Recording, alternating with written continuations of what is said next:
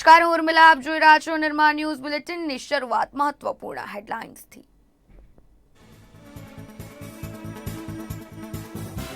ભાજપ નેતા અલ્પેશ ઠાકોરનું મોટું નિવેદન, કહ્યું ભૂમાફિયાઓ પાછળ મોટા રાજકીય માથાઓના નામ 1 તારીખે નામ જાહેર કરીશું.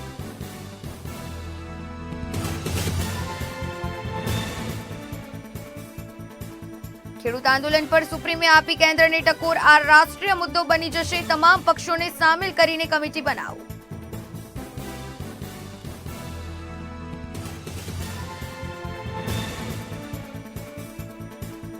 કોંગ્રેસ પ્રદેશ પ્રમુખ અમિત ચાવડા અને વિપક્ષ નેતા પરેશ ધાનાણીએ આપ્યું રાજીનામું, નવા પ્રદેશ પ્રમુખ તરીકે હાર્દિક પટેલનું નામ મોખરે.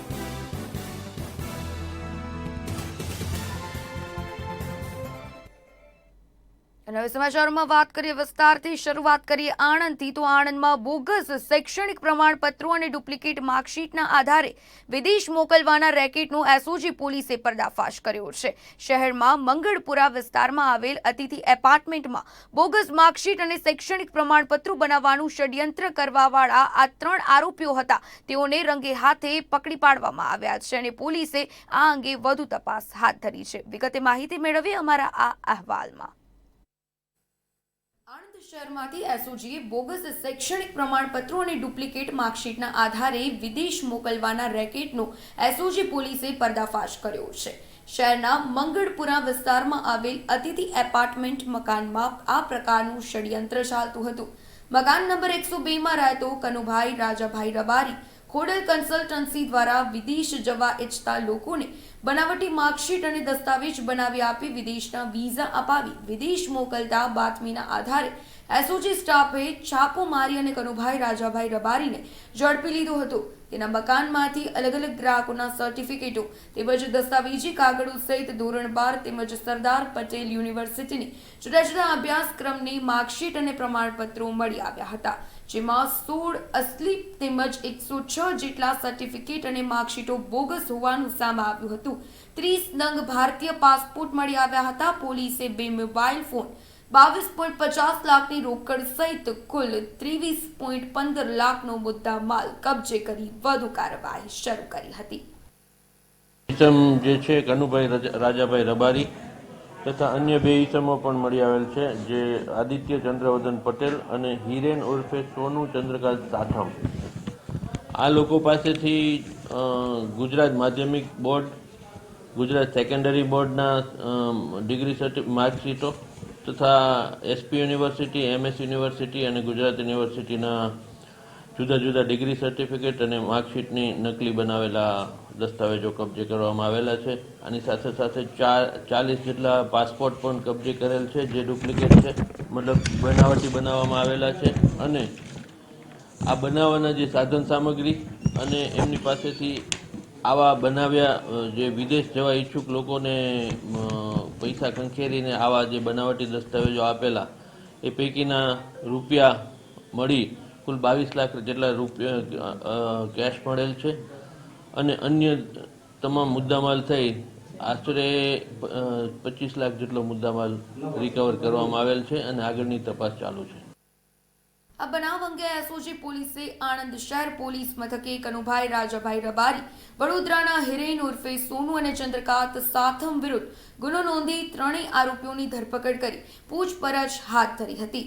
જેમાં તેઓ ડુપ્લિકેટ માર્કશીટ અને દસ્તાવેજોના આધારે વિદેશોમાં વિઝા પર મોકલવાનું કામ કરતા હોવાની કબૂલાત કરી હતી. જેથી આરોપીઓએ અત્યાર સુધીમાં કેટલા લોકોને બનાવટી માર્કશીટ અને પ્રમાણપત્રો બનાવી વિદેશ મોકલ્યા છે તેની તપાસ હાથ ધરી છે. સચિન પટેલ, નિર્માણ ન્યૂઝ, આણંદ. મહેસાણાની દૂધસાગર ડેરીમાં 22 કરોડના સાગરદાણ કૌભાંડ મામલે ડેરીના પૂર્વ ચેરમેન વિપુલ ચૌધરીની સીઆઈડી ક્રાઇમે ધરપકડ કરી હતી. જેમાં કોર્ટે 4 દિવસના રિમાન્ડ મંજૂર કર્યા હતા. રિમાન્ડ પૂર્ણ થતાં આજે તેઓને કોર્ટમાં હાજર કરી અને વધુ રિમાન્ડની માંગણી કરવામાં આવી છે. જોકે કોર્ટે આજે તે અંગે નિર્ણય લેશે, જેથી મોટો ખુલાસો થવાની શક્યતા સેવાઈ રહી છે. સાથે મૌજી ચૌધરીને પણ આજે કોર્ટમાં લાવવામાં આવ્યા છે.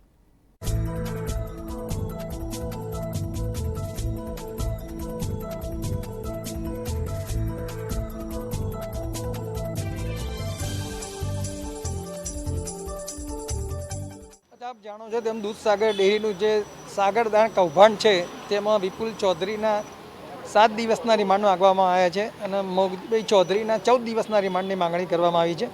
મુખ્યત્વે અમારી માગણી એવી છે કે ભાઈ આ બંને આરોપીઓનું જોઈન્ટ ઇન્ટ્રોગેશન કરવાનું છે. મોગજીભાઈને ગઈકાલે જ એરેસ્ટ કરવામાં આવ્યા છે એટલે આઈઓને પૂરતો સમય મળ્યો નથી અને જોઈન્ટ ઇન્ટ્રોગેશન થાય તો કે 12 તારીખે જે મિટિંગમાં બોનસ જાહેર કરવામાં આવ્યું હતું તે વખતે વિપુલ ચૌધરી કોઈ હોદ્દો નહોતા ધરાવતા છતાં પણ તેઓ હાજર રહેલા અને એ જે બોનસ જાહેર કરવામાં આવ્યું હતું એમાંથી 80% બોનસ કર્મચારીઓ જોડેથી પરત લઈ લેવામાં આવેલું અને વિપુલ ચૌધરીને જે વ્યક્તિગત સહકાર રજિસ્ટરે હુકમ કર્યો તો પૈસા ભરવાનો તેમાંય પૈસા લેવામાં આવ્યા હતા. આ સિવાય જે રાજસ્થાન અને હરિયાણા ખાતે પણ આરોપીઓને લઈ જઈને તપાસ કરવાની છે. પ્લસ જૈનમ ઇન્ડસ્ટ્રીમાં 3 કરોડ રૂપિયાનું રોકાણ થયું છે તે બાબતે તપાસ કરવાની છે અને આ કૌભાંડના અન્ય નાણાં ક્યાં ક્યાં રોકાયા છે તે બાબતની પણ તપાસ કરવાની છે વગેરે તમામ કારણો રજૂ કરી અમે રિમાન્ડની માગણી કરી હતી અને તેઓ દ્વારા એક અન્ય અરજી પણ આપવામાં આવી હતી કે વિપુલ ચૌધરીને ફોર્મ ભરવા દેવા માટે નામદાર કોર્ટ દ્વારા મંજૂરી આપવામાં આવે. તેમાં અમે એનો સખત વિરોધ કર્યો હતો અને જણાવ્યું હતું કે આ અરજી અત્યારે સમયની છે, પ્રીમેચ્યોર સ્ટેજ છે, આવી કોઈ પરમિશન આપવી ના જોઈએ. તે નામદાર કોર્ટે તમામ હુકમો અનામત રાખેલા છે. અમારા તરફથી મુખ્ય દલીલો તો એવી છે કે ગયે વખતે જ્યારે રવિવારે એમને રજૂ કરવામાં આવ્યા ત્યારે 14 દિવસની રિમાન્ડ માંગણી કરવામાં આવી. એ 14 દિવસની માંગણી કોર્ટે ફગાવી દીધી અને માત્ર 4 જ દિવસના રિમાન્ડ મંજૂર કર્યા. એ પછી આજે હવે ફરીથી તેઓ 7 દિવસના રિમાન્ડની માંગણી કરી છે જે કાયદા મુજબ વ્યાજબી નથી અને જે કારણો આપ્યા છે રિમાન્ડ અરજીમાં એ પણ ફર્ધર પોલીસ કસ્ટડી એને મંજૂર થાય એવા નથી. વધુમાં 4 દિવસ દરમિયાન એમની પૂછપરછ માત્ર 1 કલાક કે જેવી એવી જ થઈ છે. રોજ 10-15 મિનિટ પૂછપરછ થાય પછી એમને કસ્ટડીમાં રાખવામાં આવે. એટલે અમારી મુખ્ય રજૂઆત એવી કે જે મહેસાણા જિલ્લા દૂધ ઉત્પાદક સહકારી મંડળીની ચૂંટણી 12/12 ડિક્લેર થઈ એટલા માટે આ ફરિયાદ કરવામાં આવી અને 14/12 થી 20/12 દરમિયાન જે એમને ફોર્મ ભરવાના છે એ ફોર્મ એ ભરી ન શકે એટલા માટે એમની પોલીસ કસ્ટડીની માંગણી કરવામાં આવી છે CID ક્રાઇમ દ્વારા. એટલે આ માંગણી રદ થવી જોઈએ અને ઓલ્ટરનેટિવલી માંગણી મંજૂર થાય તો પણ એમને ફોર્મ ભરવા માટે કોર્ટના ઓર્ડરના આધારે નોમિનેશન ફોર્મમાં સહી કરવા નોટરી રૂબરૂ મંજૂરી મળે એવી પણ અમે એક આજે અરજી કરી છે. હવે બંને અરજીઓની સુનાવણી પૂર્ણ થતાં અત્યારે હુકમ ઉપર છે.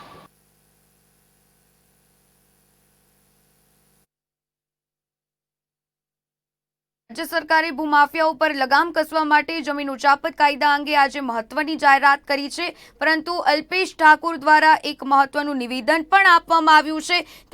તેઓએ કહ્યું કે ભૂમાફિયાઓ પાછળ મોટા રાજકીય માથાઓના જ હાથ જોડાયેલા હોય છે તો મોટા બિલ્ડરોની રહેમથી જ આ ભૂમાફિયા બેફાન બન્યા છે જેનો ખુલાસો પણ તેઓ કરવાના છે. આ નામોની વાત કરીએ તો 1 તારીખે મોટા બિલ્ડરોના નામ અલ્પેશ ઠાકોર જાહેર કરશે. તો અમારા સંવાદદાતા મયદીપસિંહ રાઠોડ દ્વારા અલ્પેશ ઠાકોર સાથે ખાસ વાતચીત કરવામાં આવી હતી. આવો સાંભળીએ. આપણી સાથે જોડાયા છે અલ્પેશ ઠાકોર સાથે વાત કરીશું. અલ્પેશભાઈ, સરકારે ભૂમાફિયાનો કાયદો પસાર કર્યો છે, કઈ રીતે જુઓ? સર્વપ્રથમ તો વિજયભાઈ રૂપાણી સરકારને અને મને વિજયભાઈને ખૂબ ખૂબ અભિનંદન પાઠવું કે લેન્ડ ગ્રેબિંગ એક્ટ જાહેર કર્યો છે એમને અને એની અમલવારી પણ ચાલુ થઈ ગઈ છે. વર્ષોથી રેવન્યુ રેકોર્ડ કેવી વસ્તુ છે કે વર્ષોના વર્ષો જતા રહે છે, એક 2 પેઢીઓ ખતમ થઈ જાય પરંતુ એને ન્યાય નથી મળતો હતો. એવી જગ્યાએ એમણે 21 દિવસની સમયમર્યાદા નક્કી કરી છે. મને કલેક્ટરશ્રીની અધ્યક્ષતામાં 7 અધિકારીઓની કમિટી બનાવી છે. સ્પેશિયલ કોર્ટ અને સ્પેશિયલ કોર્ટમાં પણ સરકારી વકીલ એમાં એને મૂક્યા છે. એટલે રાજ્ય સરકારે એક જે લેન્ડ ગ્રેબિંગ એક્ટ બનાવ્યો છે, હું એવું માનું છું કે જે લોકો છેતરપિંડીનો ભોગ બન્યા છે, જે ગરીબ શોષિત એવા ખેડૂતો છે કે જેમની સાચા અર્થમાં છેતરપિંડી થઈ છે તેવા લોકોને ન્યાય આપવા માટેનો આ કાયદો બન્યો છે ત્યારે આવકારું છું. ઘણીવાર એવું થાય કે ખોટા પાવરો બનાવેલા હોય, ખોટા રજિસ્ટર બાના થતો થાય, ખોટા બાના થતો થાય, માણસ મળી ગયું હોય તો મરી ગયેલો માણસને જીવતો બતાવવામાં આવે, ભળતા નામોના નામે ચીટિંગ કરવામાં આવે, ખોટા બીજા અધિકારો ઊભા કરી અને ચીટિંગ કરવામાં આવે. અનેક પ્રકારની વિષમતાઓ અને અનેક પ્રકારના છેતરપિંડીના નવા નુસ્ખાઓ અપનાવતા હોય છે. આ કાયદો બનવાથી હું અપેક્ષા રાખું છું કે એવા લોકોને ન્યાય મળશે અને એની સમય મર્યાદામાં ન્યાય મળશે. ખાસ કરીને અમદાવાદ જિલ્લા અને ગાંધીનગર જિલ્લામાં કેટલાય ઠાકોર સમાજના ખેડૂતો છે, છેતરપિંડીની ફરિયાદ આવી છે, કયા પ્રકારની ફરિયાદ? એટલે ઠાકોર સમાજની સૌથી વધારે છેતરપિંડી થઈ છે. ક્યાંક અજ્ઞાનતાનો લાભ લઈ, ક્યાંક એમને ભોળવી અને એવી ઠાકોરોની જમીનોની વાત કરું તો ગાંધીનગર અને અમદાવાદમાં 25,000થી વધારે કરોડ રૂપિયાનું તો એમનું ચીટિંગ થયું છે. સરકારી વર્તરો પણ ડાયરેક્ટ બારોબાર પોતાના ખાતામાં લઈ જાય, ચેક ખાતા ખોલાવી દઈને એ જ ખાતામાંથી સેમ ટાઈમે 25 કરોડ રૂપિયા પોતાના ખાતામાં લઈ લે. એટલે ના પૈસા મળે, જમીન જતી રહે, કબજા બીજા લઈ જાય, ક્યાંક અધિકારીઓની અને રાજકીય નેતાઓની મિલીભગતના કારણે એમની શે હોય એટલે બિલ્ડરોના રહેમ નજર નીચે ભૂમાફિયાઓ બેફામ બન્યા છે. ભૂમાફિયા મોરું છે, એની પાછળના મોટા માથાઓ ઘણા બધા છે. મોટા માથાઓની સામે પણ કાર્યવાહી થાય એવી અપેક્ષા રાખું છું. તમે કીધું કે મોટા માથાઓ ઘણા છે, પહેલી તારીખે નામ પણ જાહેર કરશો. જો 21 દિવસમાં કાયદાનો ચુકાદો નહીં આવે તો તમારું સ્ટેન્ડ શું હશે? અમારું સ્ટેન્ડ તો બહુ ક્લિયર છે કે એને ન્યાય ના મળે ત્યાં સુધી અમે તો લડીએ જ છીએ. ગમે ત્યાં અમને જ્યારે કહે છે ત્યારે અમે જાતે જતા જ હોઈએ છીએ અને એમાં જે કંઈ કરવું પડે જેને ખુલ્લા પાડો એને પાડીશું. પરંતુ એવું નામ જાહેર કરવાની લાઈનમાં છું કે જે બની બેઠેલા મોટા માલે તુજાર, બની બેઠેલા મોટા બિલ્ડરો કે જેના એક ખેડૂત કે જેની મહામૂલી જમીન, કરોડો રૂપિયાની જમીન એ લીધા પછી જેમાંથી 400, 500 કરોડ કમાયા પછી એના હકના જે પૈસા મળવા જોઈએ ના આપતા હોય એવા લોકોના નામ જાહેર કરીશ. અને આ જે કોઈ બાબતો છે એમાં મેં કહ્યું ને કે આ કાયદાની અમલવારી થાય અને આમાં એક સિન્ડિકેટ છે. એ ચાહે મોટા બિલ્ડરો હોય, ભૂમાફિયાઓની સાથે મોટા બિલ્ડરો, મોટા માથાઓ, મોટા રાજકીય માથાઓ, અધિકારીઓ મોટા, બધાની એક સિન્ડિકેટ હોય છે. જરૂર પડશે તો આવી સિન્ડિકેટોની સામે પણ એમના નામો પણ જાહેર કરતા અચકાઈશ નહીં. ચોક્કસથી આ અલ્પેશ ઠાકોર જે કહી રહ્યા છે કે જો આગામી દિવસોમાં 21 દિવસમાં જો કાયદાનો ચુકાદો નહીં આવે તો આગામી દિવસોમાં સિન્ડિકેટના મોટા માથાઓના પણ નામ જાહેર કરશે. કેમેરામેન કલ્પેશ રાણા સાથે મિલિપસિંહ રાઠોડ, નિર્માણ ન્યૂઝ, અમદાવાદ. તો મોટા બિલ્ડરોની રેમથી આ ભૂફ માફિયાઓ બેફામ બન્યા છે. નામોની જાહેરાત પણ 1 તારીખે અલ્પેશ ઠાકોર કરશે તેવું પણ તેમના દ્વારા કહેવામાં આવ્યું.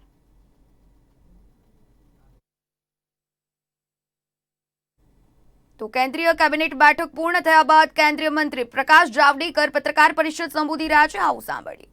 का चक्र शुरू होता है. ये सेंट्रल सेक्टर स्कीम है. वर्ल्ड बैंक की भी इसमें कर्जे का रूप में और बाकी मदद के रूप में है. तो 50% केंद्र सरकार, 50% विश्व बैंक, ये इसमें पैसे देंगे. इसमें 1000 किलोमीटर्स की डिस्ट्रीब्यूशन लाइंस बढ़ेगी. 34 सब स्टेशन ट्रांसमिशंस के होंगे. 50 से अधिक सब स्टेशंस ये डिस्ट्रीब्यूशन के नए तैयार होंगे. 32 सब स्टेशंस की ट्रांसमिशन के अपग्रेडेशन होगा और 100 से अधिक स्टेशंस की अपग्रेडेशन ये डिस्ट्रीब्यूशन नेटवर्क में होगा. तो एक 6 राज्यों में बिजली की पूरी क्षमता के साथ बिजली मिले, सबको बिजली मिले, अधिक बिजली मिले, ये सभी उद्देश्य उससे पूरे होंगे. आज एक power regulatory mechanism in India और पावर रेगुलेटर्स ऑफ अमेरिका, इनके बीच में भी एक सहयोग का MOU हुआ है. Just to sum up in English few sentences, today cabinet has decided has taken a historic decision to help farmers directly by putting money of subsidy into his bank accounts. The subsidy will be given on 60 lakh tons of sugar exports at the rate of 6,000 rupees per ton. So 60 lakh tons. Because for last 2-3 years there is excess production. This year also it will be 310 lakh metric ton production and 260 metric ton is expected to be the internal demand. And therefore, this subsidy was crucial. This will help 5 crore farmers and 5 lakh workers in various sugar mills also. Farmers will get 3 credits in his accounts. First, within 1 week he will get 5,361 crore rupees, which were already declared, part of subsidies which were already declared. This week they will get the money of it. 18,000 crore rupees of export earnings will also be credited to their accounts to the extent of their dues receivables, and also 3,500 crore rupees, the subsidy which has been decided today. So this will help farmers a lot. Sugarcane farmers will get a very good and important relief. As far as northeastern states are concerned, Assam, Meghalaya, Manipur, Mizoram, Nagaland and Tripura, the power grid is consolidating the transmission and distribution networks of all these states. With 2,100 kilometers of new transmission lines, 2,000 kilometers of new distribution lines, many substations, this will help more availability and quality of power supply in all these states. Therefore, it will be more demand for power, there will be more industries coming up, agriculture production also will get assured electricity, and IT and other sectors also can flourish. So we hope that this will be one major booster for the overall economic development of northeastern states. This is a central sector scheme and is implemented by Power Grid Corporation. And therefore, these two decisions will help people, sugarcane farmers and northeast people. So these are the two decisions.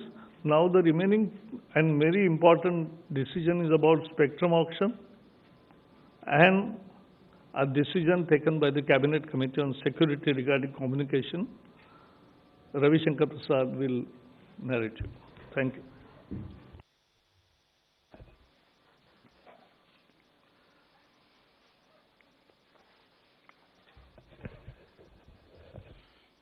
मित्र और प्रकाश जावड़ेकर जी, डीजीपीआईबी और सभी पत्रकार मित्रों, दो महत्वपूर्ण निर्णय आपके सामने मुझे रखना है।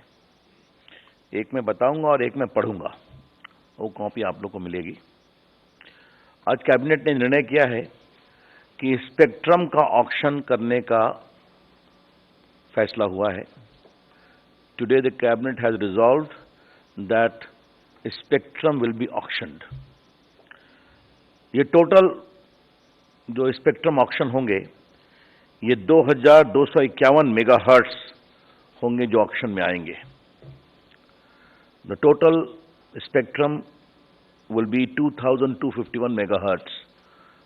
It will be put for auction, and the proposed auction of a spectrum would be in the bands of 700, 800, 900, 1800, 2100, 2300 and 2500 megahertz bands.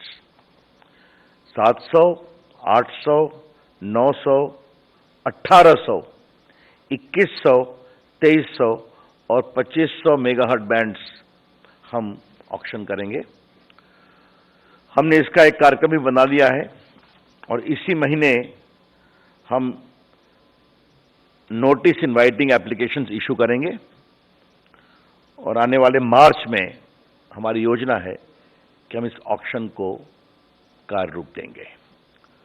The notice inviting application shall be issued in this month itself, and by March we propose to hold the auction of these spectrums. आपको पता है कि पिछला auction 2016 में हुआ था, तो 4 साल हुए हैं।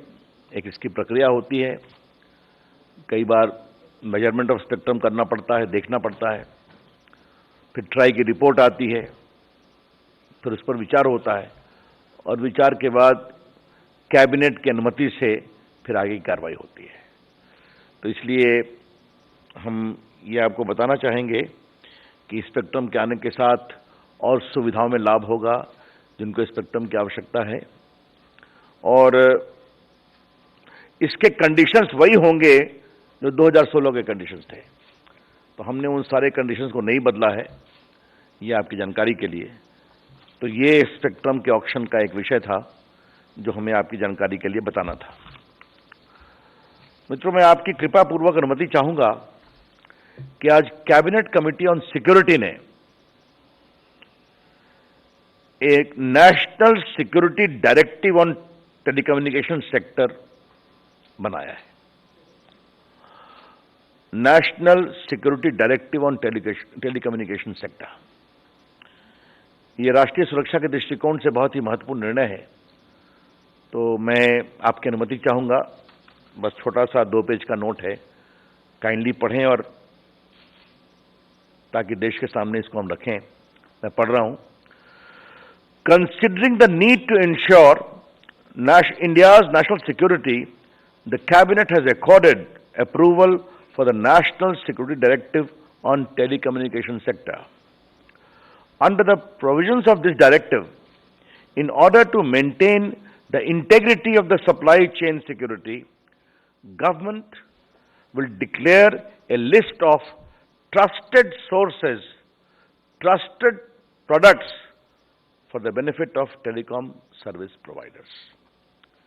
The list of equipments to be covered under this directive and the methodology to designate trusted products will be devised by the designated authority, who is the National Cyber Security Coordinator.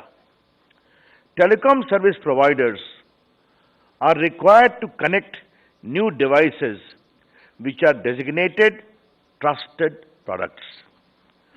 The designated authority will make its determination based on approval of a committee headed by the Deputy NSA. The committee will consist of members from relevant departments, ministries, and will also have 2 members from industry and an independent expert. The committee will be called National Security Committee on Telecom. National Security Committee on Telecom. A list of designated sources from whom no procurement can be done may also be. મંત્રી જે રીતે પ્રકાશ જાવડેકર પત્રકાર પરિષદ સંબોધી રહ્યા હતા, તેમણે વાત કરી કે આ વર્ષે ભારત ખાંડની નિકાસનો નિર્ણય કર્યો છે. સરકાર 3500 કરોડની તેને મંજૂરી આપશે. 60 લાખ ટન ખાંડની નિકાસ કરવી, આ સાથે સ્પેક્ટ્રમ નીલામીથી જોડાયેલી ગાઈડલાઈનને પણ મંજૂરી મળશે. આગળ વાત કરીએ તો પાદરાના ધારાસભ્ય જશપાલસિંહ પઢિયારે સરકારમાં પત્ર લખીને મહત્વના પ્રશ્નોના સમાધાન અંગે રજૂઆત કરી છે. નાયબ મુખ્યપ્રધાન નીતિન પટેલ તેમજ પંચાયત પ્રધાનને પત્ર લખીને પાદરામાં ડબકા ગામે મહીસાગર નદી પર આવેલ ગાયકવાડી શાસન દરમિયાન બનાવેલ ઓવારો અત્યંત બિસ્માર અને તૂટેલ છે, જે વર્ષ દરમિયાન અનેક શ્રદ્ધાળુઓ અહીંયા આવતા હોય છે. તેનું નવીનીકરણ તથા મુજપુર ગામમાં નદી કિનારાનો ઓવારો બનાવવાની માંગ કરવામાં આવી છે. સાથે જ પાદરાના રણુ ગામે આવેલ તુલ ભવાની જે મંદિર છે અને આ સાથે રણછોડરાયજીના મંદિરે આવેલ તળાવનું બ્યુટિફિકેશન કરવાની પણ માંગ કરી છે.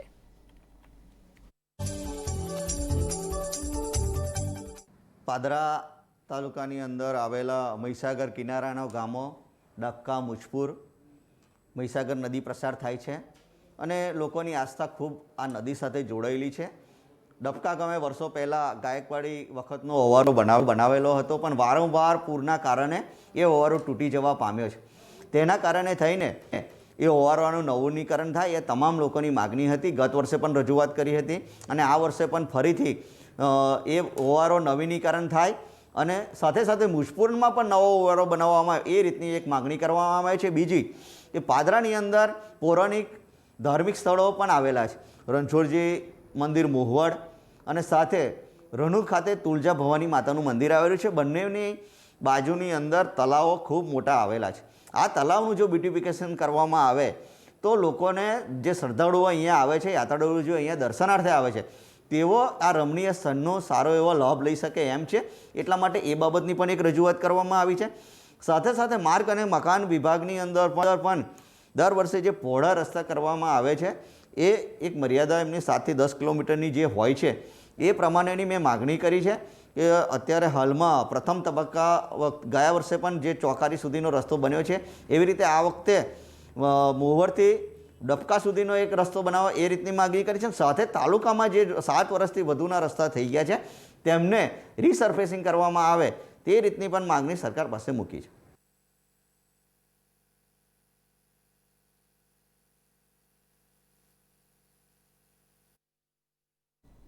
તો આ સાથે જ આ બુલેટિનની સમાપ્તિ કરીશું. રજા આપશું. નમસ્કાર.